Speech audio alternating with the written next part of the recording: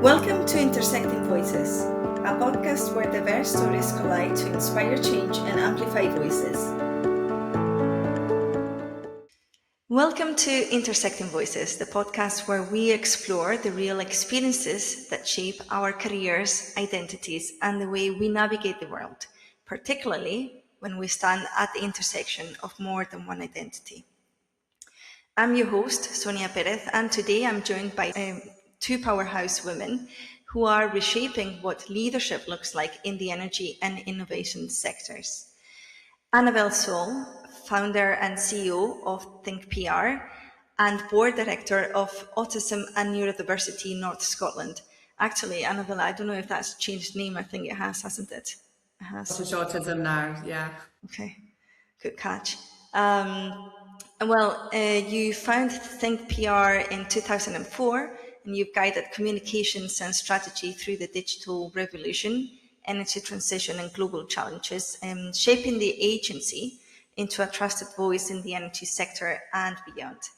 And then we have Beena Sharma as well. Hi, Beena. So you are co-founder and CEO of CCU International, which is a pioneer company in carbon capture and utilization. So your career, Beena, it began in behavioral psychology in oil and gases demanding environments, leading to an award-winning path in renewables, manufacturing, and net zero technologies. And then together, the two of you, you co-founded Women in New Energy, a platform dedicated to equity, representation, and change across the industry. So today we're going to dig into what really takes to lead as women, as founders, and as individuals with deeply intersectional stories. So let's start with the first one. So this is about your personal and professional journeys. Can you tell me a little bit about what shaped the person that you are today and how that led to the career path that you're on? Me first. I started Think PR when I was 23. So I worked for another agency and decided that I would go out and do it myself. I actually had quite a strong female leader at that point, and I think kind of gave me that motivation to kind of really go for it. So although probably quite naive at that young age, I had a bit of a fire in my tummy and decided to do it. So obviously over the last 21 years, grew the agency. We've adapted to the media landscape, oil price drop, recession, pandemic. So been through a lot of challenges.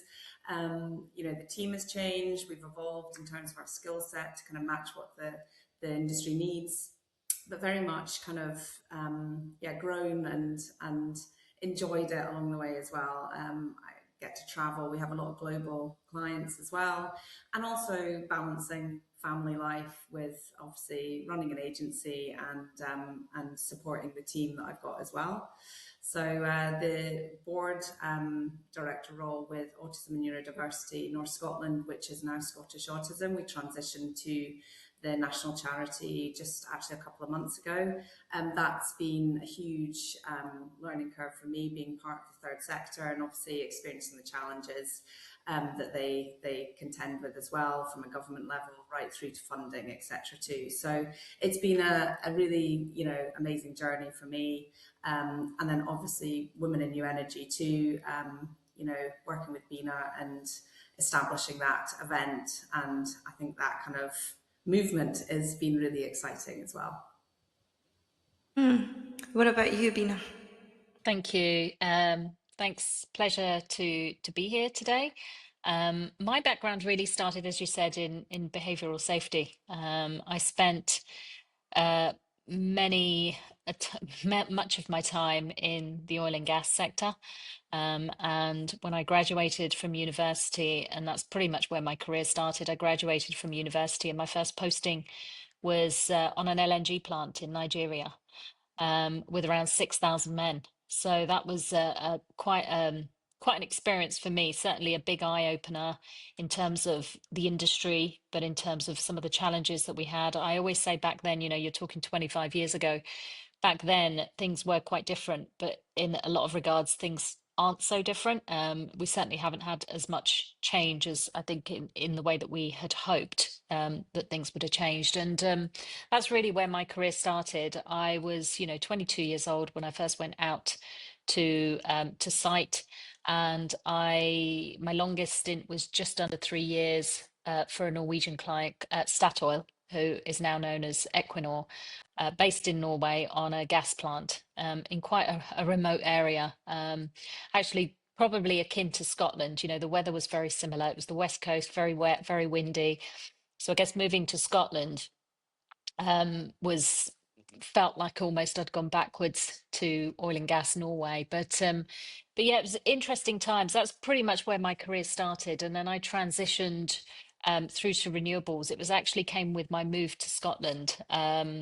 Once I'd done a fair stint in the oil and gas industry, as many people will know, it is virtually impossible to be able to do the work that I did, particularly offshore and site-based experiences when you have young kids, mainly from a health and safety perspective. So, and particularly when you're pregnant. So I came back to the London office.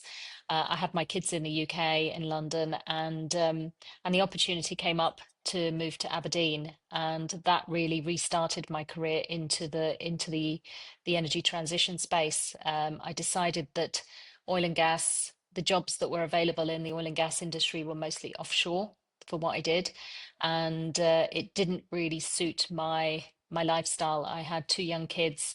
I didn't have a family network in Scotland, so I wasn't able to do some of the work that I could have gone for.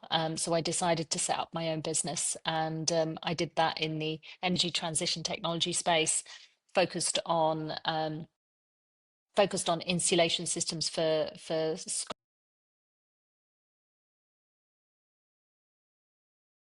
the entrepreneurial bug, I should say. And then CCU International really came along by chance.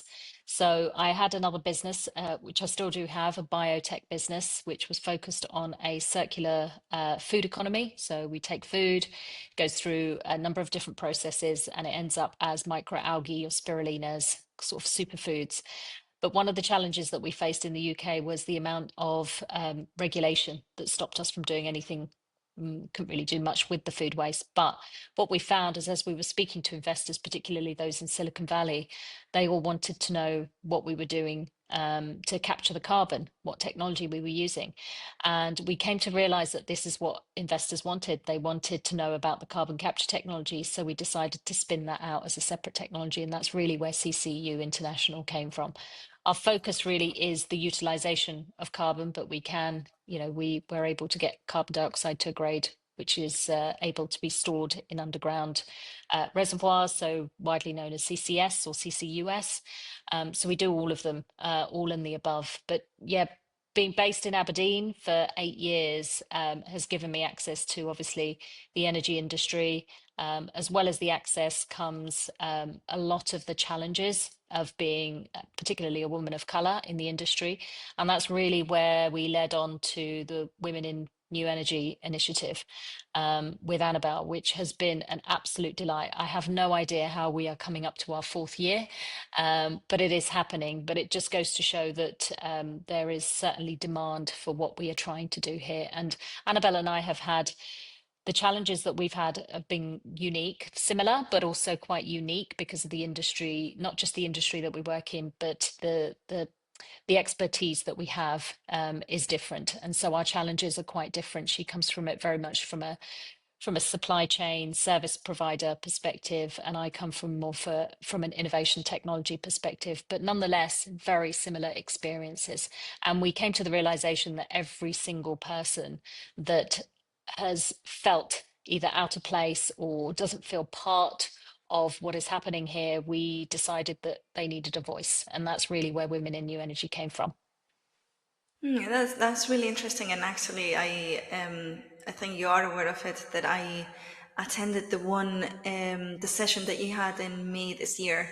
I think it was May or June, I can't remember.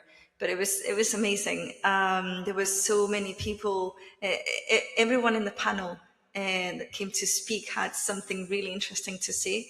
And for the first time in a very long time, I felt heard. I felt like, you know, there were other voices like mine, when all this time I felt it was just me who was dealing with this challenges.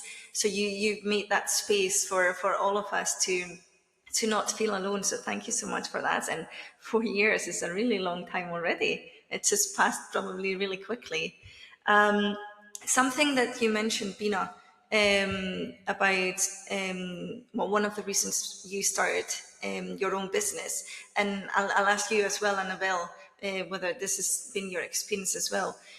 So you mentioned the challenges of being a woman, of being a mum, and not having a network around. To be in the corporate world, it can be quite challenging because some of the roles require a level of, I guess, flexibility that a lot of the times as a mother you don't have, especially because it's not everyone's experience, but I do believe that let's call it the burden of care a lot of the times fall on the mothers. So I have experienced that challenge as well, that there is a lot of opportunities that even though they're not technically or close to women or to mothers, they basically just push you out because you don't have that flexibility. So I'll go actually to Annabel. What was your reason to start your own business rather than, I guess, going to the corporate world? I think for me at that age as well, you know, I was obviously in my early 20s. It was very much focused on the fact that I could see an opportunity for, you know, there weren't many agencies at that point in the market. So offering a kind of cost-effective, proactive marketing service, whereas a lot of bigger agencies existed, there was not many that were kind of being able to give that offering for maybe startups, SMEs. And I've kind of continued that journey and, you know, supporting startups and growing with a business rather than the other way around. So it's been really, you know, part of, I think my vision is to be part of fast growth, innovative businesses that are on their journey, and we become part of that too. So it was more of a commercial reason. I think, you know, now being able to have a bit of flexibility, being, you know, able to balance, have a very much a focus on work-life balance is important, although it's not always possible, but certainly I can lead that way with the culture that I have in my business, which is nice to be able to do. So I think I've been able to, you know, kind of put in practice what I need as a working mom. I definitely see, you know, the load that mothers take on, and I experience it. And I've also experienced the lack of support that I think fathers have. And we talked about this actually in the panel this year at Women in New Energy. The paternity offering in the UK is shocking. You know, it's 2 weeks. If you've gone through childbirth, etc., not having your partner there and just being able to have that support. Whereas obviously other countries, Norway, Denmark, the paternity that they provide the fathers is amazing, and it means that the mothers get that support. It should be shared. That's, you know, my opinion. It should be a shared kind of load of what we have as parents. So I think we could learn a lot from other industries and other countries as well, which would be nice to be able to put that in place in the UK as well. Yeah, I would say like I'm actually quite passionate about that as well, because unbalanced parental leave, it's just built on existing stereotypes where women take time off to look after the children and men focus on their careers. We all have to sacrifice something. And this has pushed, you know, the fathers want it as well. You know, there was a huge kind of movement with fathers kind of protesting, saying we want to be able to have that right as well, to be able to spend time with our children. So it's not just women pushing it, it's the fathers as well. Yeah, there has to be a choice for everyone. And the choice doesn't really exist, at least in the UK anyway, at the moment. So the next question I wanted to ask was, so as business owners, what's your experience been in building, credibility and securing funding? Because I understand that it's been a journey to try to secure funding. Yeah, I think this is probably a good one for me. Having gone through the mills of raising money and done that more than once now, I think we all know what these statistics say. The statistics are terrible, particularly for women, right? We're talking less than 2% of venture capital money going to female founders, or teams who have got female co-founders, which is terrible. Given that the stats also tell us that women-led businesses are something like, 4 or 5 times more likely to be successful than male-led businesses. So the challenge really is there's lack of there is lack of investment, right? So you'll have a lot of women starting businesses, very much like Annabel did, and I have. And typically we tend to stay quite small because we don't have the opportunity to attract large amounts of investment, mostly venture capital investment, to be able to scale to a much larger size. And so much of our growth tends to be organic. We're getting more clients, moving to new regions, bringing in more staff to cover some of the roles and some of the work that's coming in.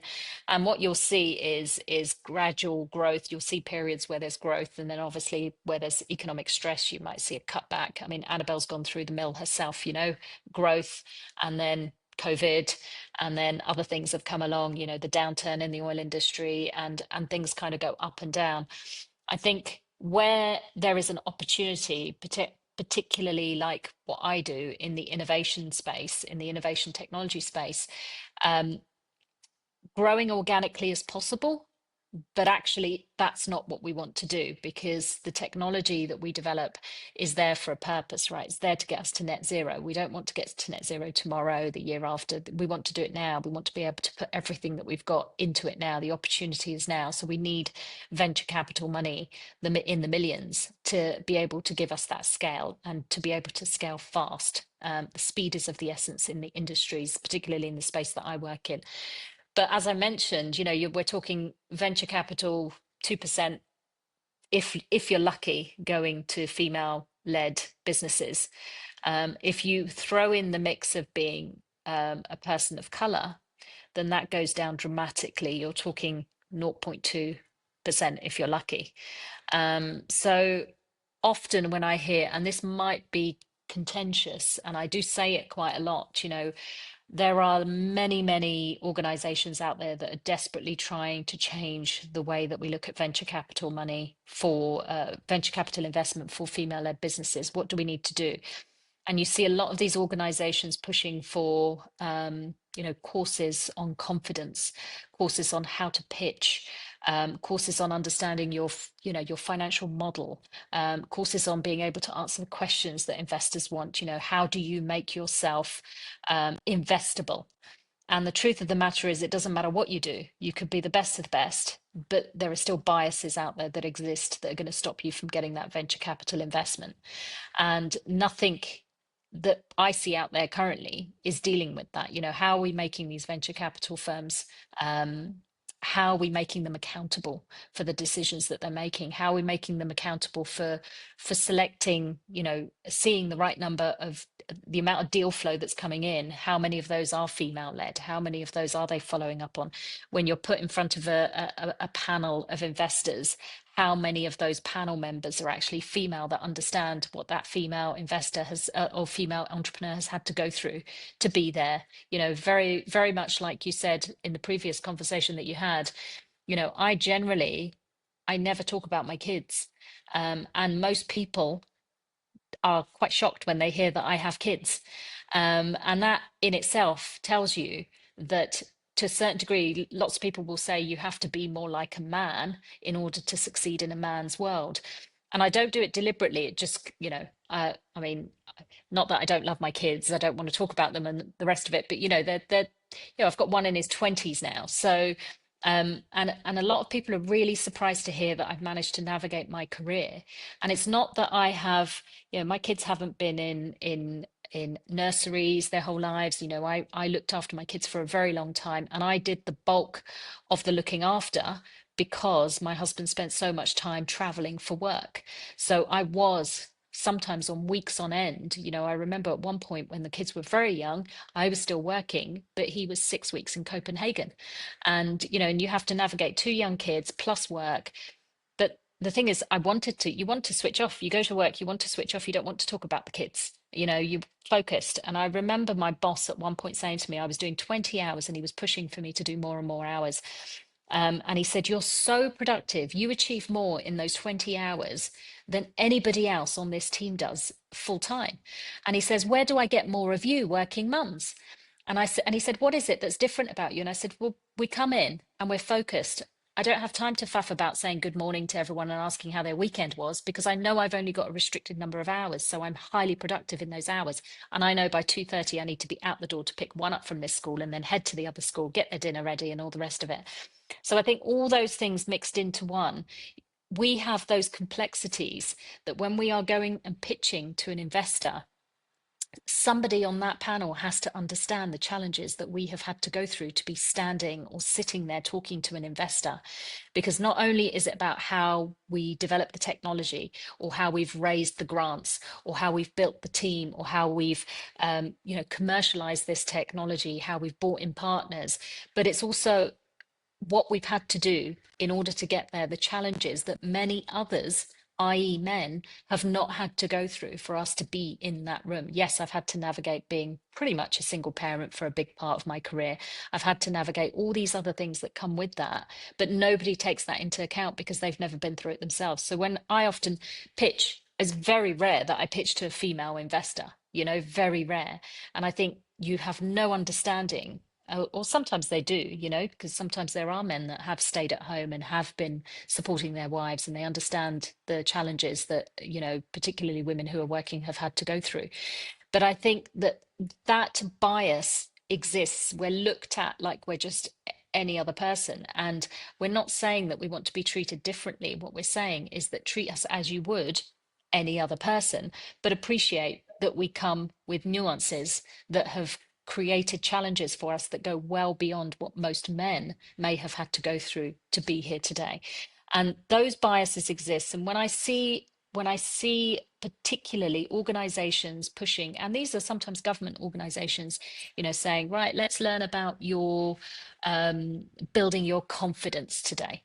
I always say no amount of confidence is going to get me that investment, because those biases are there. And then you throw in the mix of being a person of color, and I think to myself, God, actually women who are not of color are actually seriously lucky in comparison to me. So what are we doing to deal with that, the intersectionality piece there?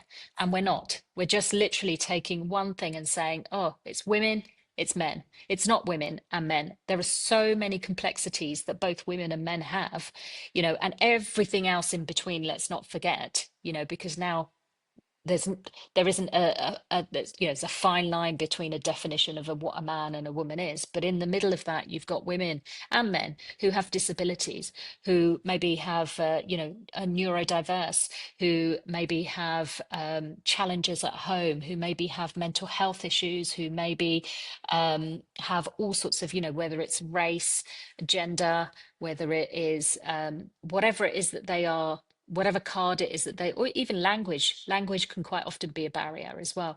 And these things are not taken into consideration. And this is where I think that we've got a huge challenge on our hands that I don't think is going to be fixed in my lifetime. I thought 25 years ago, in 20 years' time, we're going to be in a different place. But in reality, I think, and this is every single time this happens, when we have a crisis on our hands within the economy in itself, when the economy is not doing too good, we almost revert back to the good old days when things were good. Well, things were good when they were misogynistic and racist, and and we almost revert back to that because things were okay back then. And if things were okay back then that must mean all the behaviors that came with it must have been okay. We've gone too far now, and you hear a lot of that. So yeah, without going too much into the detail of that, the challenge is certainly there, and it will continue to be. Okay, so you've actually said lots of interesting things there that I'd like to unpack. So you mentioned the 2% of women that receive investment, but obviously that's 2% of mostly white women and neurotypical, and the more standard, the more stereotypical women profile. Yes. And you mentioned as well how they try to fix women the way we pitch without actually recognizing that it's not a one-way thing. Maybe the reason that we don't have, in theory, more confidence is because we are being taught that we are maybe not as good. So it's something that you start to internalize. Yeah. But it's not even just that, it's the biases that you rightly mentioned. It's about it doesn't matter what you have all the confidence in the world, and I know you both do. So that's not always the problem. It's the other person on the other side who has already built some ideas about you the moment you open your mouth. Yeah. But Or even without opening your mouth. can I just say one thing here? My biggest bugbear, and one of the main reasons why women in new energy, or certainly my motivation behind women in new energy, women in new energy was set up, just to give you a quick history, was set up originally to show that women are pioneering in this space, and we don't see them. A lot of the time we don't hear them, and we don't see them. And this is other than all the other elements that come into it, the networking element and the learning element, the biggest opportunity with women in new energy is seeing other women, doing the things that you never thought could do because you never saw them. And this is what I say, when we're told that, oh, here we go, here's another course for women on imposter syndrome. And oh, here we go, here's another course for women on how to build their confidence. I'm not saying they're not important and they don't exist. But what I'm saying is there are women out there who tell us all the time, who tell me all the time, do you know, I didn't even think I had imposter syndrome until somebody told me I had imposter syndrome, or I might have imposter syndrome. I didn't think I had confidence issues, but then I realized that actually I needed to go on a course because I might have confidence issues, and suddenly they've got confidence issues. And so it's very much like, I remember a young boy once saying to me, he started school, he was one of the younger ones, it's summer born in London, and he started school, and after he started school, a couple of months in, his mother had found that he was self-harming. And she was completely baffled, came from a very secure family. There was no reason for it. And she confronted him. And he said that when he started secondary school, when he started high school, they had a police officer came in and spoke to them about self-harm. He didn't even know what self-harm was, had never experienced it before. And somebody asked the question in the assembly, said, why do people cut themselves? Why do people self-harm? And this police officer said, because it makes them feel better. So the next time he didn't feel so great, he thought, actually, if I cut myself, it might make me feel better. And of course, at this point, I realized when she told me this, when the mother told me this, I came to the realization that that child never knew didn't even know what self-harm was, but the fact that it was put in front of him, suddenly thought, okay, this might be a solution. And I feel that sometimes, not all the time, admittedly, that they can be fantastic for people who need them. But a lot of the time we are faced with a barrage of, we need this and we need this and we need this, and women need to be taught how to pitch properly, and women need to be taught this, and women need to be taught this, and this is a course for women to get in front of investors, and this is a course for how to speak more confidently. And we start to believe that we are inferior. And because we don't see the courses for men on public speaking, and we don't see the courses for men on their building their self-confidence.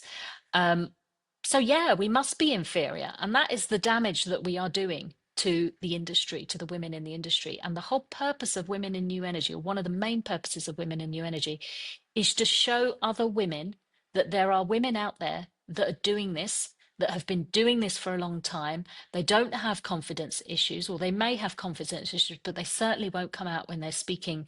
They're not going to stop themselves from putting themselves forward for speaking publicly. And the amazing thing about the Women in New Energy conference, which is the one that you were at this summer just gone, was that even I was blown away by, oh my gosh, I didn't know we had such phenomenal women so experienced in carbon capture or geothermal or hydrogen. And so that's the intention. The more we put it out there, and this is coming from a psychology background, right? If you're told and you face something enough times, you're told something enough times it's a problem, psychologically you will think it is a problem. But if it isn't there, my kids say to me, oh my God, mama, there's so much choice now. You can be whatever you want to be. And it just confuses us because there's just too much choice. And so, when we were led down the path of, as a Asian growing up, I was given lots of choice as to what I wanted to be when I grew up, as long as it was a doctor, an engineer, or a lawyer, right? So I went down the law route because, I thought, well, of the three, I've got three choices. I'll be a lawyer. So I went down and started a law degree. So, and this is the thing, once you get to a point where there's just too much on the table, then it does start to become confusing as to, oh, what am I? Am I lacking confidence? Do I have imposter syndrome? Am I not able to speak properly? Do I have language issues, etc., etc., etc.? And that's what we are exposed to all the time, which I think is killing us, slowly killing us. So what we need, and sorry, I was just going to add to that. It's about having role models, isn't it? That's how we learn. So Women in New Energy gives a platform to women who can, be a role model, give the younger generation this kind of ability to learn and share knowledge, etc. And I think from my perspective, the media representation of these women who are excelling in their career and professional lives, but still having a balance of family, etc. I think it's so important that we see them in the media. And very often when we're working with our clients, we're trying to share stories and profiling, and it's trying to when we talk to our clients and the women in the teams, making sure that they are spotlighted and they tell their story, because they're encouraging other females to see that what they're doing with their career. And I think there's such a lack of fair representation in terms of what the media are profiling success stories. There's obviously a lot of negative, stories out there following the industry issues, but we still need to spotlight the success stories, and that's what Women in New Energy encourages. And we want to really, push that forward. And there's women who can absolutely go and speak on a panel, but maybe have never had the opportunity to do it. So we're there to kind of, encourage that and get the voices out there that perhaps are unheard, have all the technical experience or all the career experience and have all this great knowledge, but they've never had the platform to talk. So we want to encourage that. And I think Beena and I both know when we go to the conferences, especially in the energy sector, so often the panel have been, 5 white men, and we want to see, some diversity. We want to see the fact that we're talking about energy transition and the fact that we need diversity and we need to have, different skill sets, different, gender, different cultures, different race, and all these different skill sets that we can bring to the table. We can't do that unless we do kind of think differently about this as well. Yeah, I think one of the things for me as an engineer and as a leader, I didn't have anyone to look forward to. Like, I didn't have anyone that made me see what was possible for me. So I was almost like kind of opening the way. And I always feel like,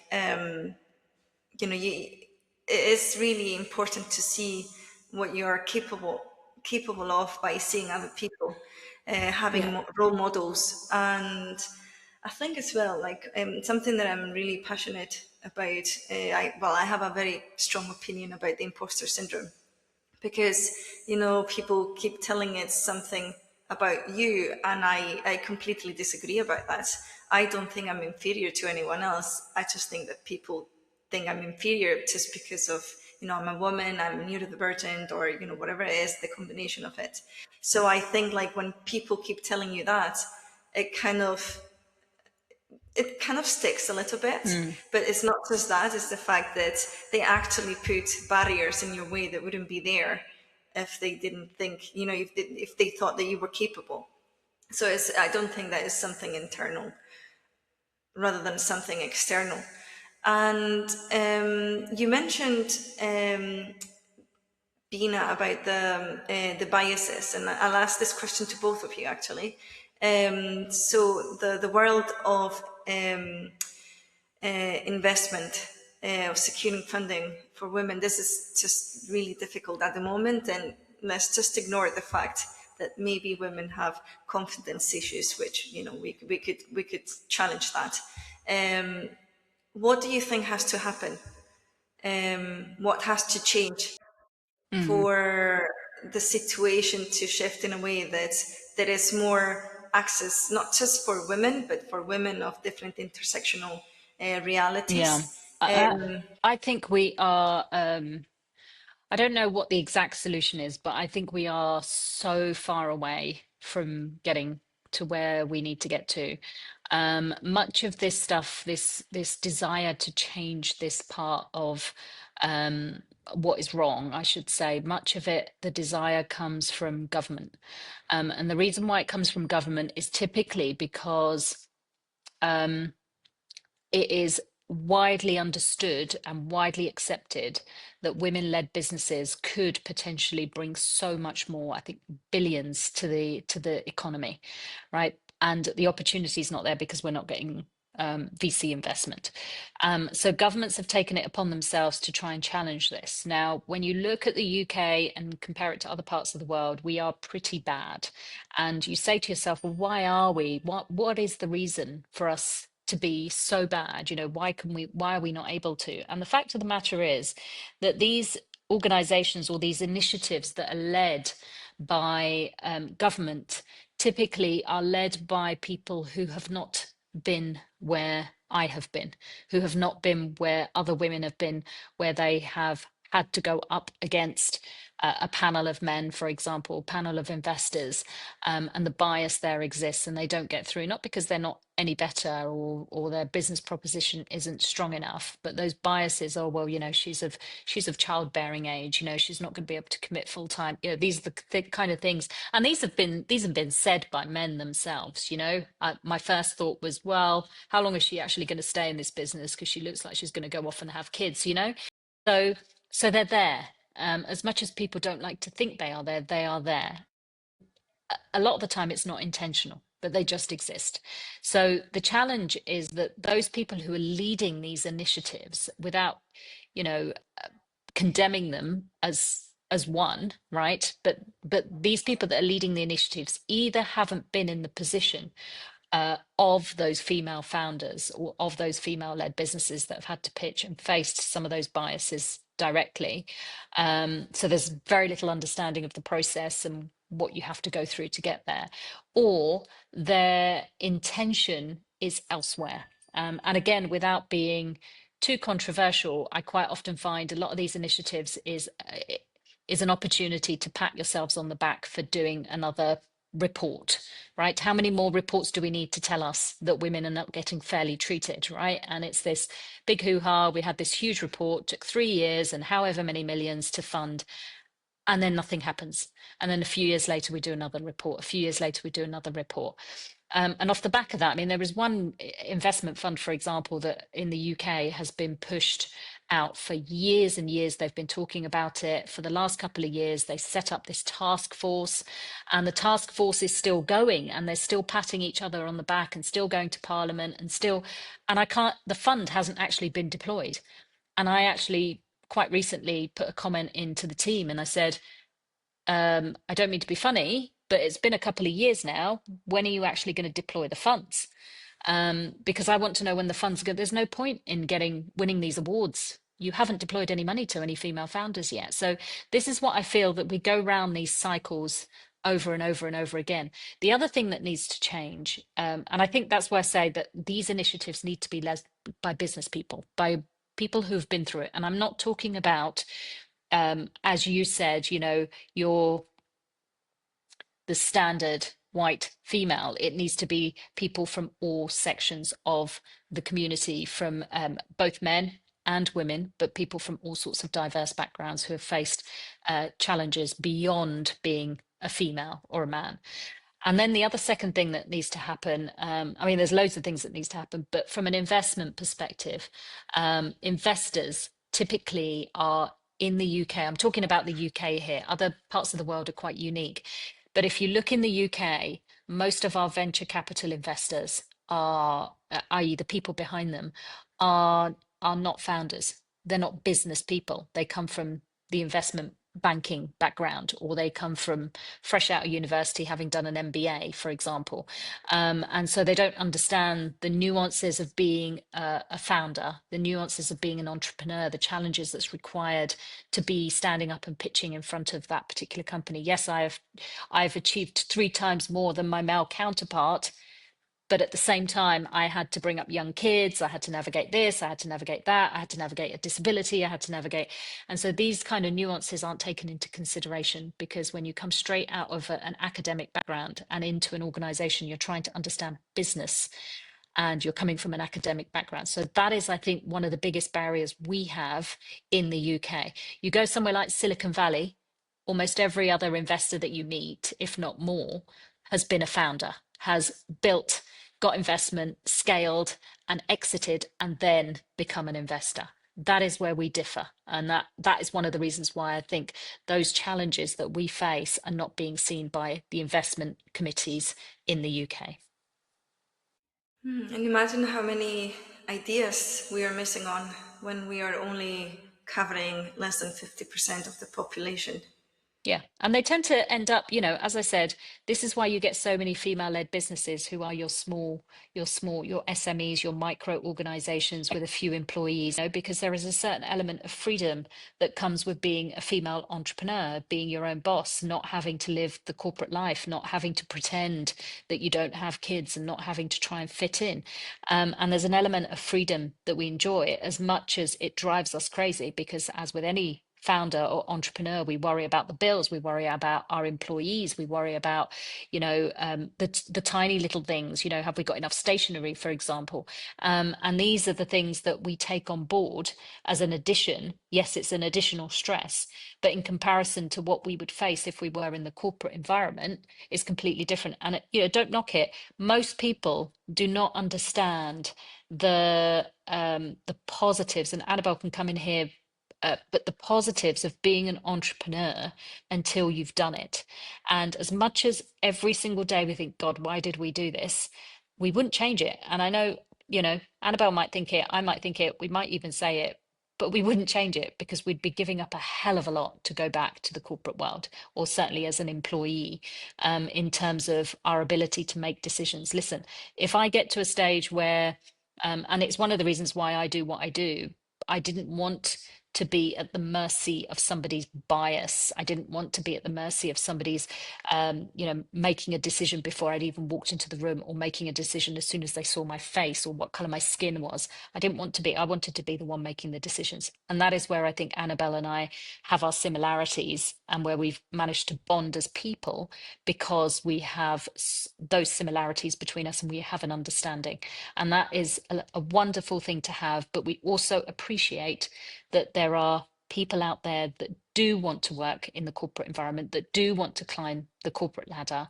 And that's where Women in New Energy comes in. It gives those women the ability to be able to see that women have done it, despite the challenges of whatever it is that they're facing, you know, bringing up young kids and navigating a career, bringing up kids on their own, people of color, people who have come from diverse, you know, neurodiverse, for example, and they've navigated their career.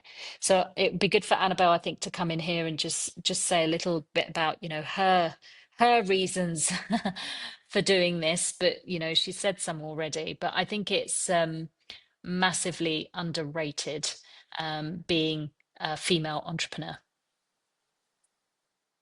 Yeah, and I think one of the huge, and you just touched on this, we get to choose how we run our business and how we do business. And I think I often look back over the years and think, you know, did I do that correctly?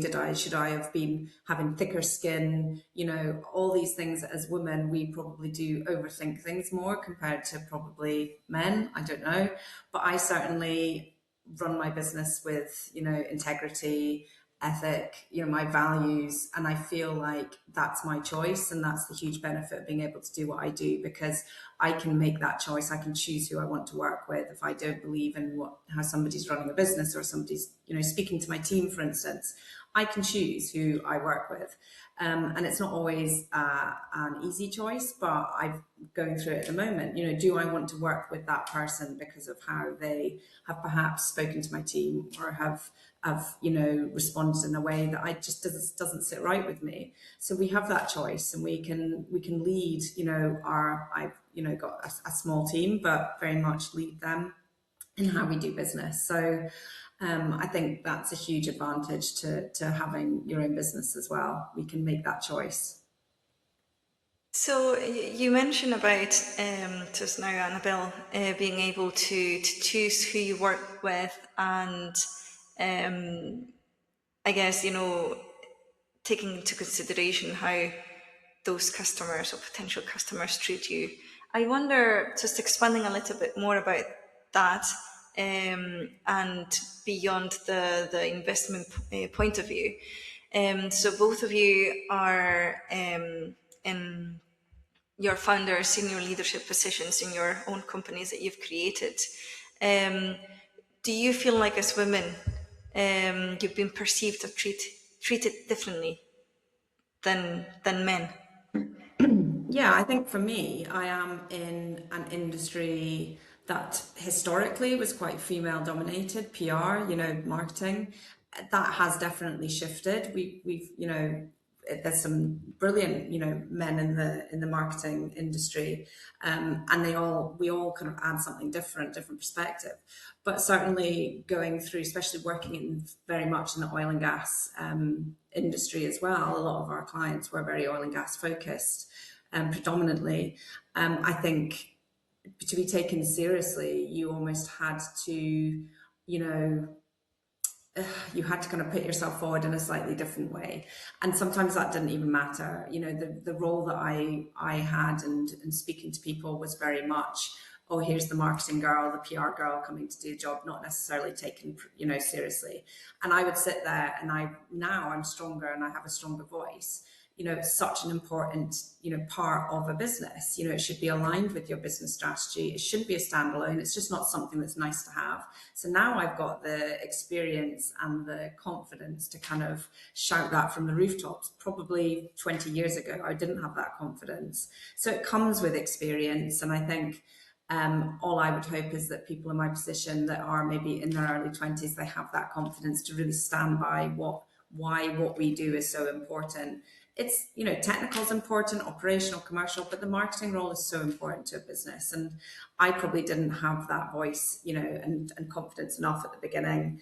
Imposter syndrome, I don't know, but certainly now I do. And I think I can be that voice for my industry very much through initiatives like Women in New Energy. The fact that communication and the media plays such an important role in what we're doing now, and I can kind of talk through that, and that's where, you know, what I'm passionate about as well. Yeah, I think that's a really valid point from Annabel. The industry that we are in isn't just made up of engineers. I think we quite often think that, or led to believe that, you know, oil and gas is all about engineers. Yes, of course, it's extremely important. But as Annabel has said, you know, typically when things are not going too good for an organization, right, the first thing that goes is the marketing budget, right? Annabel, she'll tell you, Yeah. is the marketing budget. And that is probably one of the things that you should be keeping, because that is exactly, you know, that ties in directly to your sales.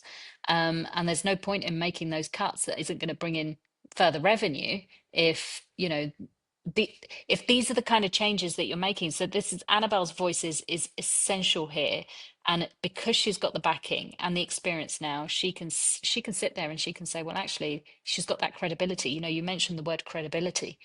right? She's got that credibility. Now, quite often I hear from women who say, oh, you know, I just don't have a voice on this panel. I just don't have a voice in this leadership team. I just go to these meetings and I don't have any credibility.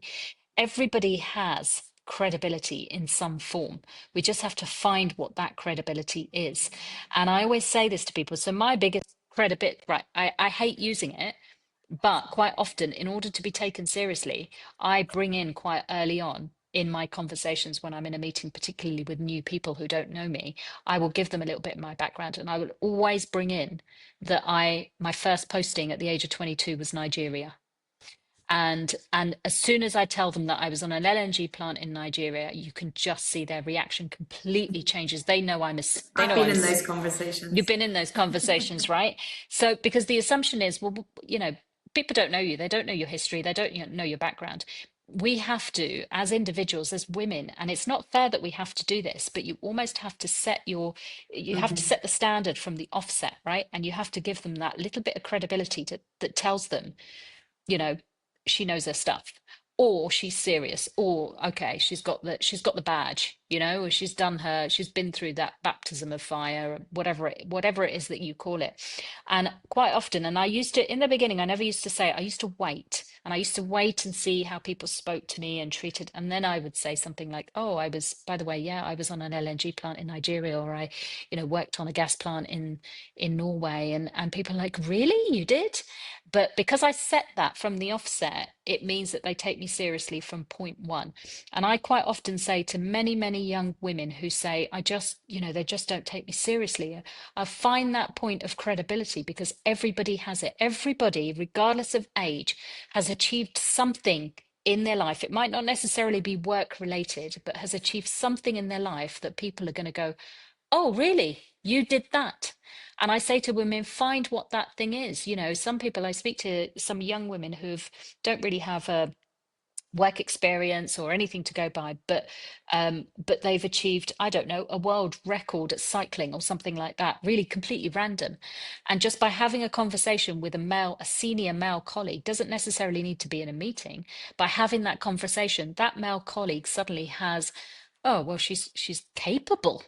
There's credibility there and she's capable. It might not be work related, but she's capable. And that changes the way that they speak to you. That changes the way that they treat you.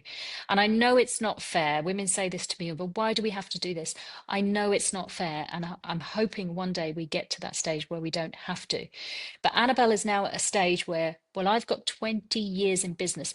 Do you know how hard it is to be doing 20 years in business in Aberdeen? It's bloody difficult. And there have been many businesses that haven't survived. But the point is 20 years in business in Aberdeen on your own without any kind of external investment or any kind of, you know, M&A activity, external investment coming in to support Annabel is phenomenal. And that gives her the credibility. And it just goes to show that you don't need to be an engineer or a doctor or a lawyer or a professional career to have that credibility. That credibility can be built with time. But also there's everybody has that element of credibility in them that they can build on. And it doesn't necessarily need to be when we say in the oil and gas industry, we're not talking about just the, you know, the operators. Quite often we kind of think it's the operators. It is the companies like Annabel's that keep this industry alive because they make up the bulk, the supply chain, the service industry. And this is where we start to learn that there are more and more women in those industries that are looking to move into the mainstream side of maybe the operators, but have never really had access because going to an oil and gas conference in Aberdeen might be very technical. And how do they get an in? And this is where Women in New Energy came from and said, right, we've got an opportunity now to get more women into the energy transition space. The energy transition, net zero, is not factual. It is not going to happen if we use the same old, end of, right? We have to bring in different people. We have to bring in more of, the other gender that doesn't dominate. We have to bring in diverse people because we need diverse thinking, as Annabel said. But the whole point is, in order to get to net zero, something like 50% of the technologies that we need have not yet been invented. They're not going to come from the existing industry. They're going to come from really diverse thinkers who have a new way of thinking, a new way of problem solving. And in order to do that, we're going to have to reach out to to more females. We're going to have to reach out to more people from diverse backgrounds. How do we do it? We're not doing it. And the point is that we have an oil and gas industry, an energy industry that is very capable of doing what they've always done. And a lot of those skills, in fact, a big bulk of those skills are going to move into the energy transition space when it happens. But at the same time, there are lots of gaps that we're not going to be able to fill with that. And that's what needs to happen. And companies like Annabel's, particularly those SMEs that support that, they are the ones that are going to support that transition. That transition can't happen without those in the supply chain and those in the service sector. You've touched something really important, Beena, and it's the fact that energy transition isn't going to happen unless if you always have the same people, they always bring the same ideas.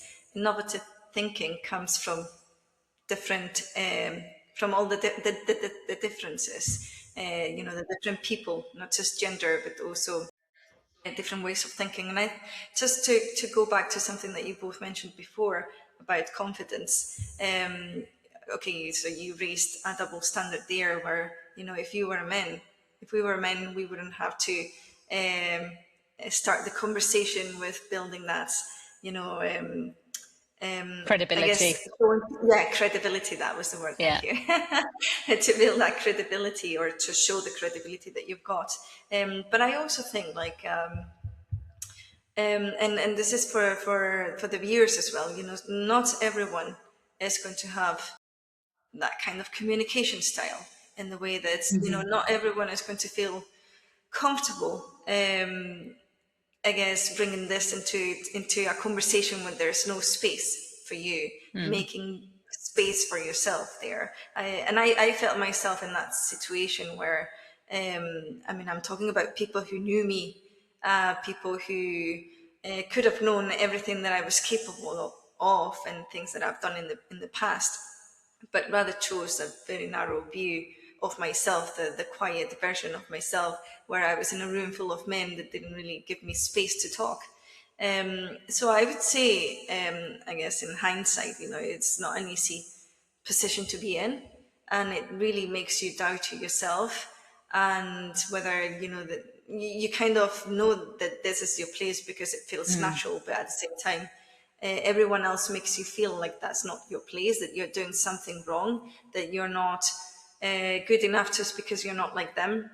And I would say, and I don't know if you would agree with that, you don't exist to be like everyone else, you exist to be yourself, because if you're like everyone else, you bring nothing new to the table. So if the people that you are sitting with are not able to see that, maybe you're not sitting at the right table, not because of you, but because of them. What do you think about that? Right. Okay.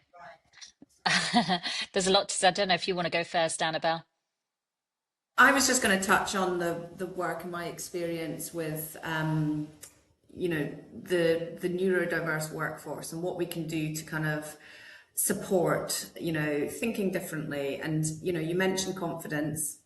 There's also things that we can put in place in workforces to kind of foster that inclusion. So somebody that's autistic, for instance, an amazing brain, you can put in very easy mechanisms to make their job easier and to make them feel comfortable and confident in their role. So there's very practical things you can do as a business. So leaders should be have that awareness. So they might have all the confidence in the world in their own ability, but unless that structure is put in place for them to excel in their role, they're not going to be able to. So I think that's where it starts as well. When we're talking about the energy transition as well, it's about embracing, different brains and different, skill sets and all these different, variations. So I think that is something. And I sat in a course with the CEO of what was AND, Autism Neurodiversity North Scotland, and he, with an operator, and just kind of bringing in those techniques and those very simple things you can do day to day to allow somebody that is a neurodivergent individual come and excel in their role. And so it starts at a very basic level of things that we can do. So kind of an industry awareness of that, I think, is important. and just being able to embrace that and being able to allow people to excel and just, you're missing out on a huge opportunity if you don't do that in terms of talent and skill set. Yeah, and just to add to that as well,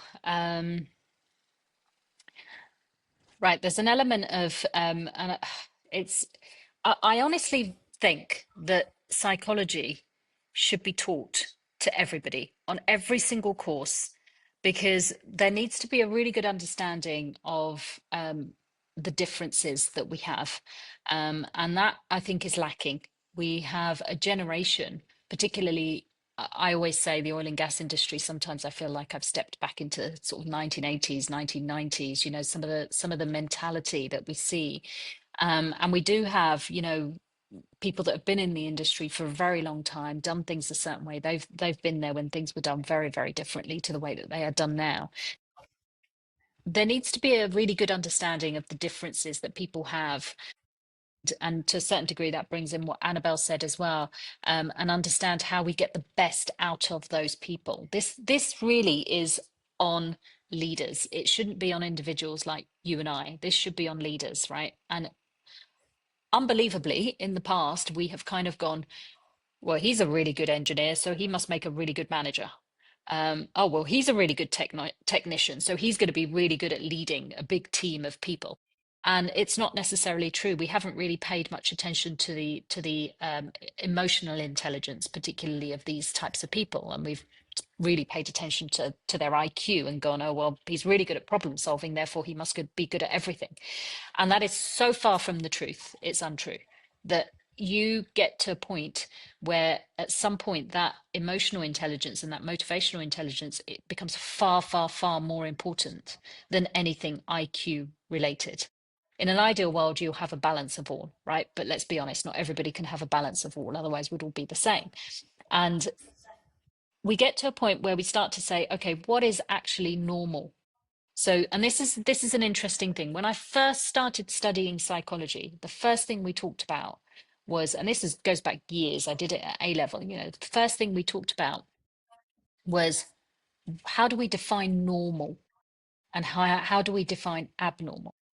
And the fact of the matter is, normal or abnormal at any given time, in any given space, in any given culture, in any given religion, differs. And so, and this is what we need to teach people, right? So what is the definition of normal? The definition of normal for any given time or space is what is done or deemed normal by the majority, by what the majority do. So tomorrow, if the majority decided to become serial killers, for example, then that would become the norm. It would be normal to be a serial killer. And so this is what I'm trying to say. I'm trying to say that in any given situation that you find yourself in, whether it's in a boardroom, whether it's in a meeting, it becomes the norm that the female in the room doesn't have a voice because they've never given the female in the room a voice. And so what do we need to do to break that cycle? And that is where the individuals come in. Now, call it lack of confidence or whatever it might be. I think there's an element of, this is why I say psychology needs to be taught to people from a very young age and in every course at school. And it's about how you get your voice across, not necessarily by shouting or being loud or whatever, but it's how do you get your presence in a room? Because I think if you're taught that as a young person, I think anywhere that you go into, you will be able to make your presence heard and felt. And it needs to become the norm. The first time it's going to be really awkward and you're going to come across, some real challenges, but the more and more it's done, the normal it becomes for Sonia to have a voice in the room.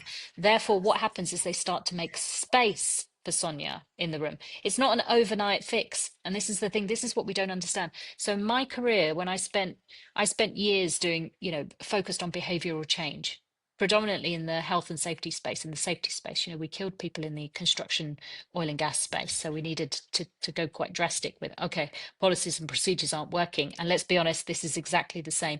We put policies in place, we put procedures in place, we put in place how we recruit, how we promote, etc., etc. And we try and make it more equal, more diverse and all the rest of it. And it's still not working. Why? Because ultimately it is down to human behavior.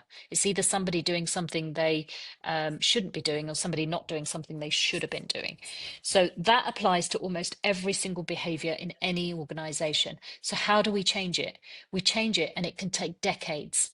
Decades. It's not an overnight fix, and it has to become the norm. Yes, it needs to be from the top, but it also needs to be a bottom up approach as well. And the biggest challenge is actually your middle managers. They are the ones that are the most difficult to change, because they are the ones that are mostly rewarded for that behavior.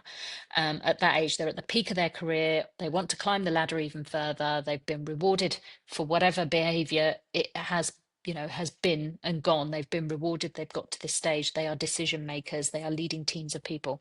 So it's not a one person approach. Yes, it is a Sonia approach. Sonia needs to work on herself and find ways to get her voice heard. 100%, but then so does everybody else, male, female, or otherwise. But at the same time, there needs to be an organization that has a leader that is willing to make the difference, and a team of people that are going to be able to follow that. Now, if you have people that don't want to follow it, and this is where the most important part of the behavioral change comes in. If you've got people in there that don't want to follow it, typically what happens is you do it enough and you get enough buy-in to the point where when a person comes in, they don't want to be the odd. As humans, we don't like to be the odd one out, right? We want to conform. So you go into an organization, you start a new job, everybody walks up the staircase holding the handrail, right? If you don't hold the handrail, you're going to look odd. So you hold the handrail, and that behavior becomes embedded. And that's what we need to do. Embed those behaviors that are more inclusive, that allow women to have more of a voice in a meeting or whatever it is. It's not a one fix. And this is why I say, when we hear about these courses or whatever, yes, it will help, but it's not going to fix the problem that we've got. It's got to be all hands approach, lots of different techniques, targeting from the investor to government policies, procedures, but also leadership too. Do you see what I mean? The complexities that come in. This is why, if you ask me the Yeah. question, what do we need to do? I wouldn't be able to tell you what we need to do. I would just be able to tell you that it needs and Women in New Energy is a prime example of one of those things. We're not there to fix the problems that are in the industry. We are there to provide yet another tool for us to get to where we need to get to. And just to give you a bit of update on what we got left, we've got 2 questions left, but I just wanted to respond to what you've just said now. I think one of the things that I found is that a lot of people are following a trend. They are inclusive because they are supposed to be inclusive, so they follow, but they don't understand. I think, everyone is trying to fit a stereotype of what they are expected to be. Yes, and we're talking about leaders here. This is the important part. It's not about the workers. It's about the leadership that they drive the culture. Everyone wants to follow. Everyone wants to not be different, which is not a good thing, in my view. And one of the things that I listened to in Women in New Energy back in June, and I was just really impressed, was Chris O'Shea from Centrica. There was a room full of women, and there was him there on the stage talking about the importance of inclusion. And for the first time in my life, I actually heard a senior leader who is a man who gets it. He wasn't just talking about inclusion. He was talking about, he made me feel seen. And I think, by the reaction of all the women in the room, hundreds of them, I think, he got something right, which was, this, I think if you don't get to know yourself, right? Like, everyone is fitting a stereotype. Also, all these senior leader men, I think, there is no room for them to be themselves. If you don't really get to know who you are, then what is the chance of you to actually really understand the benefit of difference? You can't, because, you're just like everyone else, even if you're not. You're just pretending to be, to fit a mold. Can I Anyway, say something here, Sonia? yes. You touched on a point there, right? We have, obviously, we all have our unique abilities and our differences and whatnot. I think one of the biggest problems that we have is, and particularly we've brought in, lots of procedures and policies around inclusion. And even from a recruitment perspective, HR people are telling us that there are so many things that they've now got in place to make sure that they are attracting diverse people, that they are recruiting diverse people, et cetera, et cetera. And there's also, it needs to be throughout the whole organization, right? It's not just from attracting them. You need to be able to retain them. They need to get promoted, et cetera, et cetera. Yes, there has been a trend to follow through with that. And there has also been a trend to not follow through with it, given what is happening in the US and some of the comments that have been made by our US president, for example, and the impact that it could have on business, right? Every business, and this is what I think the biggest problem is, that we have, to a certain degree, a lot of these initiatives have been forced because they've been told they have to. So it is the stick approach, right? And then there are, and we're trying to teach them a carrot approach. We're trying to say to them, there is the carrot at the end of this stick, because ultimately we are dangling this carrot because ultimately this is good for business, right? We know, most half intelligent people know that actually it's good for business because we need diversity of thought, etc., etc., etc. But the point is that many people, particularly men, have felt that they have been forced into this. And this is where the biggest challenge is. And part of Women in New Energy is the education piece, is the providing the understanding that we don't want to just change your minds on this, we want to change your hearts on this. And because we're not changing hearts, we're not doing enough of the changing hearts. We see a lot of retaliation, particularly men who say to me that, I said this, they've been used to saying this is their norm. They've said it for 20 years and suddenly they've said it and they're facing, a warning at work because they're not being inclusive enough, or it could be deemed as racist or whatever, misogynistic, whatever that might be. And they can't really understand what they've done wrong because nobody's called them up on it for 20 years. And suddenly they're being told, right, these people, we're not changing their hearts. We're not actually getting to the bottom of why it is they are saying what they're saying and making them understand the implications of what they are saying or doing. And quite often, if it is men, for example, most of the time, a lot of these men have daughters. And if you just turn it on its head, the number of men that I have said, imagine if somebody said that to your daughter and they suddenly get it. And this changes their hearts, and that is what we've not done enough of, because if we actually had changed their hearts, then regardless of what is happening in the world, we would still continue on the same path, and we're not. We're stalling. Companies and businesses are pulling away from these inclusive policies because they're concerned that it might do more harm to them than good in business. And so I just wanted to put that out there because it's been widely said, and I think we don't give men in particular enough credit for joining us on this journey and wanting to do good, but we are quick to call them out when they do something wrong without understanding that they need understanding behind it before we do anything with it. And yes, so it's not just men. I think that's a generalization, and that was actually my next question. Women are part of the problem as well.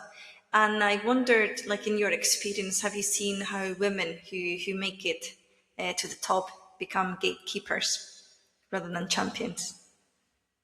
One's for you, Annabel. I think this is the whole point of, again, putting forward role models that communicate what they've done in their careers and ensuring that they get the opportunity to share their experiences and journey. Sometimes they don't have that opportunity until they do that and kind of open up to, mentoring or guiding other people. Suddenly they can kind of start talking about their journey and realize they do have something to offer, and they do have this kind of real opportunity to help mold and guide and share their knowledge with a different generation. Do we have the time? Do we have the support to do that? If you're working full time and then any moment you've got, you need to be with your family, or you need to prioritize other things, whether it's parents or children or whatever, and then suddenly being asked to invest time in, you know, can you be a mentor? It's really difficult, isn't it, for women to be able to juggle all that. So how do we support women in senior roles to have the time to share their experience? I think that's something that needs to be supported, and it is really difficult to do that when your time is precious as it is when you're working and etc. I'm trying to juggle everything. So I think, yeah, it's how we kind of guide that process, I think, as well. I Yeah. think that's important. Certainly for me, as a kind of independent and kind of sole CEO, and not having kind of a team of support around me at a very senior level, it is, I look externally to help, you know, people guide me and to get that support at whatever stage of career you're at. I think it's really important to look for that. And not everybody has access to people, so it's how we kind of, and for me, Women in New Energy was very much about offering and supporting not just people looking for mentors, but women who perhaps could be a mentor, kind of trying to open that door for that offering as well. Yeah, I think the question that you asked around, you know, um, we do have a significant number of women who have done exceptionally well in the industry, maybe closer to retirement, for example, and there is very, very few that do give back. And I think Annabelle's right. We shouldn't underestimate some of the challenges, that they've had to go through. You know, it has probably been a bit of a far more of a dog eat dog world for them than it has Yeah. been for us. And the challenges that they've gone through is probably, as you've said, you know, they were, and quite often, listen, I've been in meetings where I've had my CEO pitch two female directors up against each other. And it was just an entertainment show for him. And I remember I just joined this company, and he said to me, I want you to come to the board meeting, to this board meeting, because he wanted me to join the board. I reported directly into him, but I was very independent in what I did. And he wanted me to go along, and I went along, and I was absolutely horrified by how he'd pitched these two women up against each other. And at the end of it, he said, "Oh, you know, how did you find out? You know, are you willing to come onto the board?" And I said, "Are you having a laugh after what I've just seen?" And so it's you know, when women have gone through the industry, we don't give them enough credit, right? When they have gone through the industry being pitched up against each other, and I'm guessing that's the case with many of them, being pitched up against, because there's only really space for one woman. Particularly, I remember there's only really space for one of you. You know, we can't let two of you have this role, but there's only really space for one of you on this board or whatever it might be. So naturally they will compete, and they will have that, as I mentioned, it becomes the norm. That behavior becomes the norm. So when they get there, wherever it is that they are, where they've got the recognition and they've got the success, it's very difficult for them to then be expected to give back when that's not what they've ever done or been ever taught to do. And the whole purpose of Women in New Energy is mentorship is a big part of that, right? So right from a young age, so we have students there, we have, you know, people who are later on in their careers, we have the role models, but we also have people all the way mid through from every different element of the industry or other industries that want to come into the industry. And the point is that it gives them an opportunity to see, actually, there are women here that A, want to be a part of this journey, but B, also want to help you. And I quite often say, you know, we quite often hear, well, when you get to the top, you know, when you've got to that rooftop terrace or bar or whatever it is, you should always send the lift back down. I always say, well, why can't we send it back down when we're on floor one? Send it down to the people on the ground floor. If you're on floor two, send it down to the people on the first floor. You know, lots of women assume, because we always like to be 110%, lots of women assume I can only really give back, I can only really mentor, I can only really support others once I've got to where I need to be in order to be deemed as success, right? I.e., I've had that multi-million-pound exit, or I'm now retired and I've got my OBE, or whatever it is. And that's wrong. And I keep saying this to women, we all have something to give to somebody who is in the shoes that there are people that look up to us wherever we go, regardless of what position we are in. So we don't give these people enough credit at all. And I think that every single one of us can be mentors. Every single one of us can support others in their journey in some way or form, maybe not necessarily in that particular career. So one of the things that we are doing at Women in New Energy next year, is we are focused on, and this is the other thing, we had some feedback that said that there were women in the room. You know, when you go to a conference, right, or you go somewhere and you can be sat there doing nothing and nobody come and speak to you, and maybe you don't quite, we've all been there, right? And there were a few people that felt like that. And we thought, actually, we all know that feeling. We've all been through it. So what can we do differently to make sure that this doesn't happen at the next one? And there is going to be a stronger element on networking and bringing people. And if people are feeling like, well, I'm going there, but I don't know anyone, they can book sessions in. We've pulled some mentors, you know, some phenomenal people in the industry, and we've pulled them in, and they will spend 10 minutes with them, make some introductions for them in that particular room or during the networking event, to give them a warm intro into the group so that nobody feels isolated, nobody feels, you know, and even just that in itself is enough. You don't need to spend hours mentoring somebody or getting to know their journey. Just understand 10 minutes what they do and make an introduction to somebody who can help them. That is it. Yeah, and I just wanted to add a couple of points there. Talking about, you know, sharing your journey and sharing your experience. I always say to my team, it doesn't always have to be me that goes and does a talk at the university, a talk at the school. So just recently, you know, Becky in my team, she's got the branding experience. She's done a couple of talks at the university. You know, Matthew going to Young Professionals Group, talk about his journey. It doesn't always have to be the CEO. It can be different levels of different people with different skill sets that shares their experience, and I think that's really important. I went to my daughter's school and did a talk, and again, the kind of enthusiasm of the girls there, seeing somebody like me stand there and talk about my business and my journey, it really does make an impact. But it doesn't always have to be the CEO. It can be other people within the team sharing their story, and I think that's important.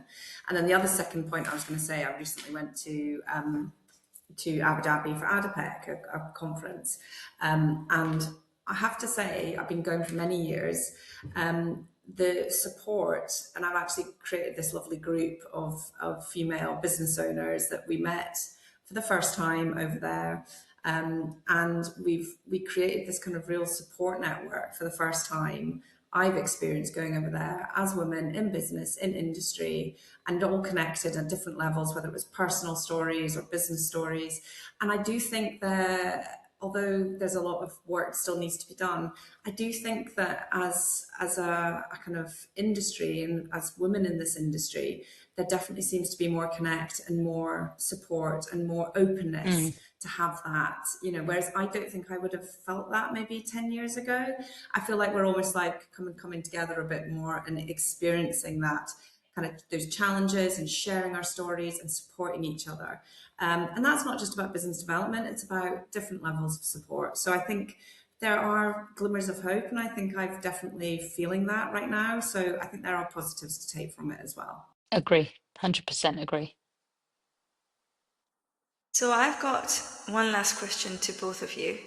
You can share as much or as little as you want, but the question, just to give you a little bit of background, so we all have, you know, our different dimensions of identity. We have things that are strengths, things that are weaknesses, but at the same time, externally, some people would see some of those characteristics that make you you as a weakness when actually they're not. It's just not understood properly.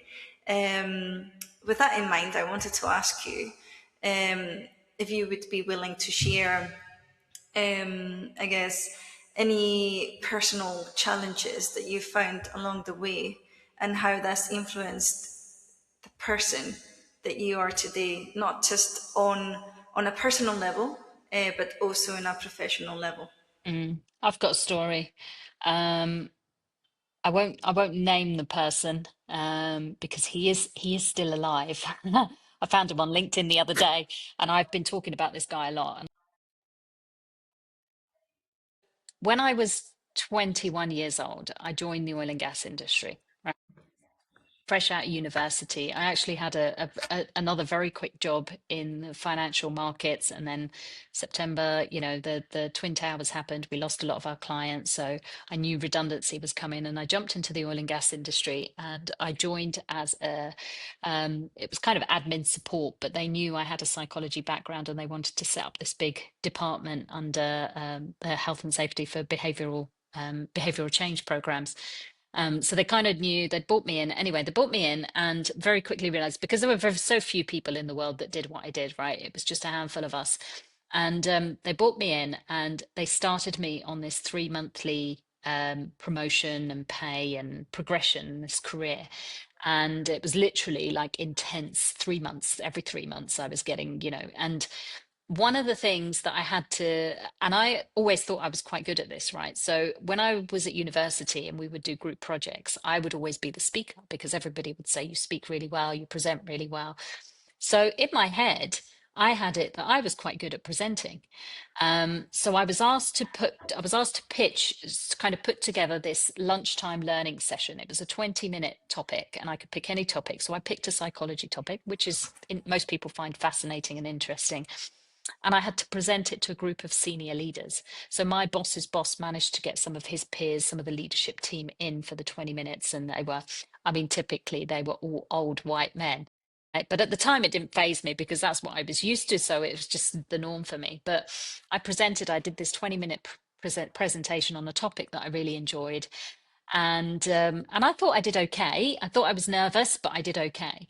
And my boss afterwards said to me, this particular person had said, straight after the presentation, came over to my boss and said to my boss, and my boss told me this, and came over to my boss and he said, that girl, so didn't even name me. So that girl that was presenting over lunch on the behavioral stuff, on the psychology stuff, he said, I don't think she's a very good public speaker. I can't ever see her being able to speak publicly. She was terrible. She should never be presenting. You should never put her in a presentation role ever. And my boss told me this, and I was 21 years old, and I cried. I pretended I was okay, and then I went home and I remember I cried all night, and I thought, oh, I don't want to work, and all these things was going through. I don't want to go to work tomorrow. I'm rubbish at presenting, and I thought I was pretty good, because all my university friends used to say, you be the one that's going to present, you be the one that's going to speak. Anyway, long story short, years later, well, when I came back to work, I thought to myself, okay, I've got two options. I can either decide that he's right, and say, okay, he was right. I'm not going to present. I'm not even going to bother to try. I'm obviously really rubbish at this. Or I can work at it and make sure that I'm bloody good at it. And so I decided to work on it. I decided crying and being defeated wasn't me, and I would work on it. So I worked on it, and it was only until some years later, probably 2 to 3 years later, I remember and I'd been presenting throughout, but I remember 2 to 3 years later, I got to a point where I came off. I was speaking presenting something, and I came off. Big room full of people, came off the stage, and I had so many people come up to me and say, "You are such a good speaker. Have you taken courses? Have you done this?" I'm like, "No." And I thought about this guy for a bit, right? And then I thought, so every single time I go in to present, whether I go on stage, I always think of this guy, and I always say to myself, if I ever see him again, ever, I will tell him. And people say to me, I say, somebody said to me once that I should never be standing up and speaking in public.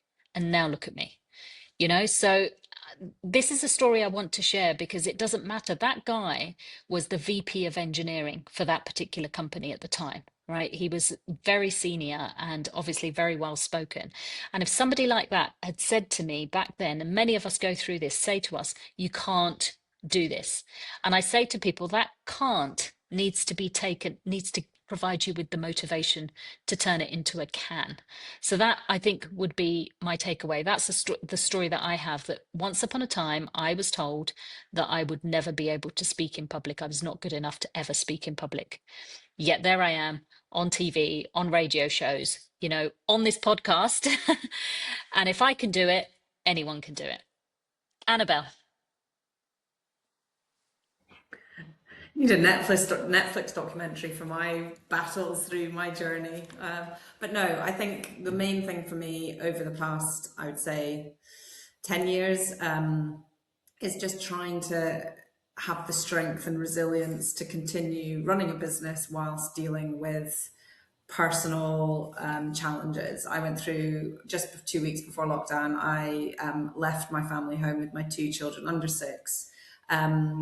And basically throughout COVID had to rent and still trying to run a business. COVID was absolutely brutal for most businesses, as we know that. But trying to then suddenly navigate being a single mom with 2 children and dealing with a lot of issues, etc., from my marriage that maybe all unraveled during that time. It was a huge thing. And I look back and actually think, how did I actually manage? But it was when I first connected with Beena, and kind of going through that whole process of like, I can't do it, I can't do this. Something had to give. And in a way, because business changed, the whole, remote working, all these things changed. And in a way, it was almost maybe a positive for me, that although I can see that now, when I was in it, I certainly didn't. But it made me kind of take a step back. I had to take a step back from my business.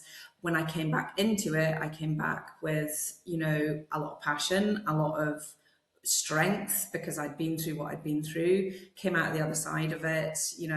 My kids are thriving, managed to navigate, the legal side of things and move forward. And I think looking back now, it made me realize that, if you can get through that, you can get through most things and build the business up again and, be successful. So I think there were times where I thought, nah, this isn't going to happen. But certainly I think you have to find the people around you to give you that strength, to give you that kind of, guidance, without having an agenda. And I think you have to be very aware of who you put your trust into.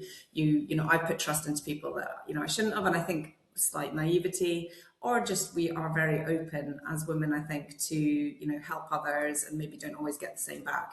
So I think finding your community and the people that are going to help you get through the tough times. But certainly resilience for me is a thing that I say. And actually, I've met a lot of people that had no idea what I went through, people that were involved in my former life, when I did, I knew then, and when I tell them what actually I'd gone through, they're like, oh, I had no idea. I see you absolutely smashing it with your business, and you're still doing, what you can as a mum, and guiding as a single parent. And I'm like, I know, I don't really, funnily enough, I'm an oversharer, but I don't talk about it that much. But when you do, you suddenly realize, oh, I've got through this and I am a strong person.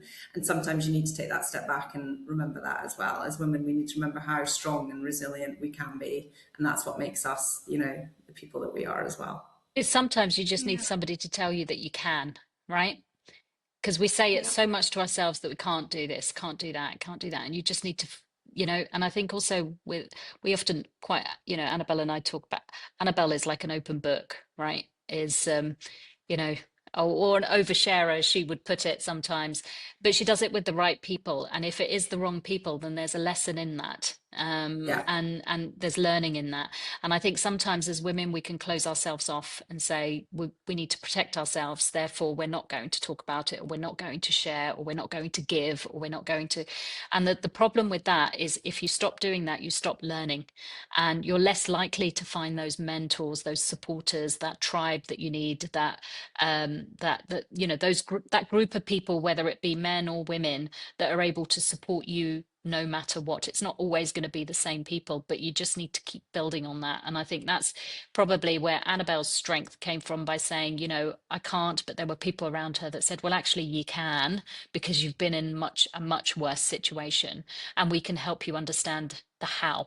You can get other people to help you understand, well, how do I get through this, or how do I get to the next stage, or how do I get over this challenge?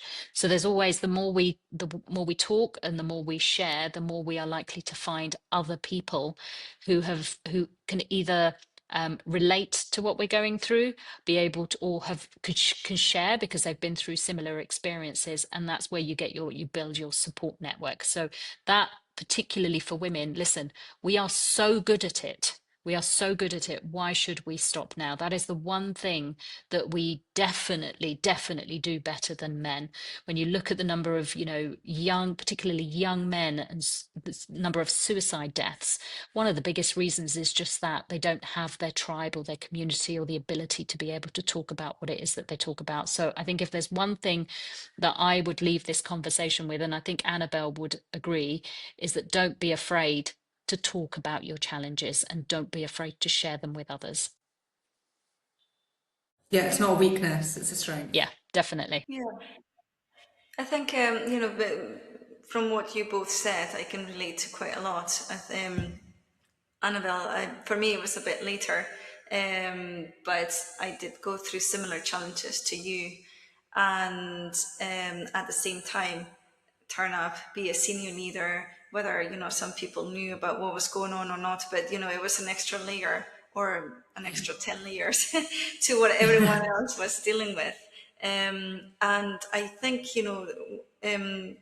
linked to what Beena says, there is one person that's going to tell you, well, one or more, that you're not good enough. But there will be other people who will tell you you are more than good enough.